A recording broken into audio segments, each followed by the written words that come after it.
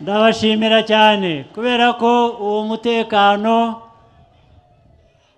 muwugiramo uruhare runini, uri mu maboko yanyu, uri mu maboko yacu twese dufatanije. Ababyifuza guhungabanya umutekano nabo barabizi ko ntaho bamenera, niyo mpamvu icyo basigarana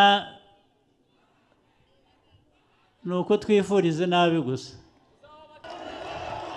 Aho tuvuye rero, amateka yacu yavuzwe atarabaye meza, ariko noneho FPR ikazana n'ubufatanye n'abandi abanyarwanda bose, imitwe ya politike yose, tugashyira hamwe. Uburyo twashyize hamwe byagaragazaga ko nta cyatunanira.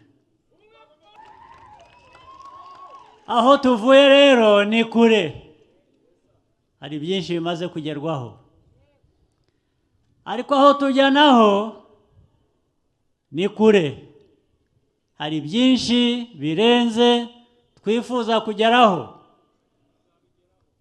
Tuzabigeraho rwose, nta gushidikanya.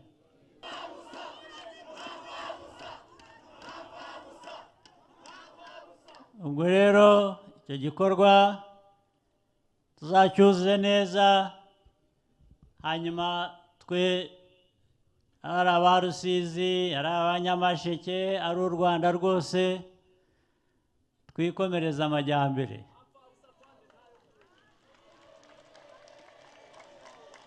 Twikomereza ubumwe, dukomeze umutekano.